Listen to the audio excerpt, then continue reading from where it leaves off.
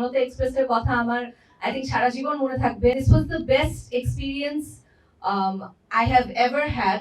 আমি সিনেমাটা এখন পর্যন্ত কিন্তু পুরোটা একবারে দেখতে পারিনি, সো আমিও ভীষণ এক্সাইটেড যে আমি সবার সাথে সিনেমাটা দেখবো।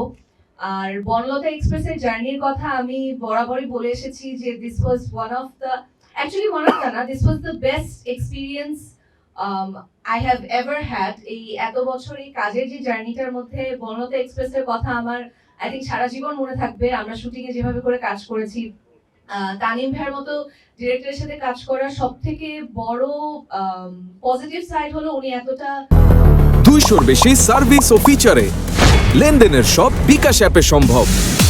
কনফিডেন্ট, এতটা কম্পোজ, উনি জানেন উনি কি চান, যে আমাদের আর্টিস্টদের আসলে খুব বেশি কিছু চিন্তা করতে হয় না, খুব বেশি কিছু ভাবতে হয় না, আমরা অনেক রিল্যাক্স থাকতে পারি।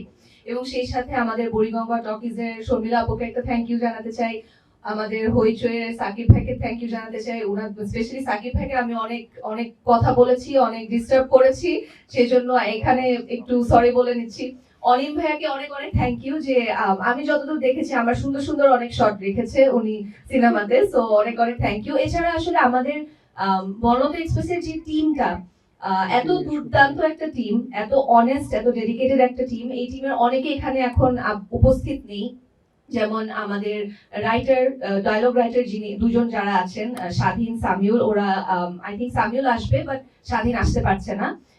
সেই সাথে আমাদের ডিওপি পলাশ ভাই, আমাদের আর্ট ডিরেক্টর, যার কারণে আসলে আমরা এত দুর্দান্ত একটা সেট পেয়েছি, রাজিম ভাই, আমাদের মেকআপের সেতু আপু, আমাদের কাস্টিং আর কস্টিউমের তানি আপু সহ বাকি যারা যারা আছে ক্রু। আই থিঙ্ক এই সিনেমাটার পিছনে দর্শক যে এত ভালোবাসা দিয়েছে, আমাদের এক্সপেকটেশনের থেকেও বেশি ভালোবাসা দিয়েছে, এর পেছনে আসলে পুরো ক্রুকে অনেক অনেক বড় একটা থ্যাংক ইউ জানাতে চাই। তাদের ডেডিকেশন আর তাদের অনেস্টির জন্যই আসলে আমরা আর্টিস্টরা এভাবে কাজ করতে পেরেছি।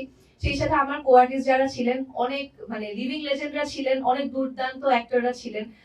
আমি শরীফুল রাজ ভাইকে একটা থ্যাংক ইউ জানাতে চাই, উনি চিত্রার ডক্টর আশাব এত সুন্দরভাবে হয়েছে যে আমার চিত্রা হতে খুব বেশি কষ্ট করতে হয়নি।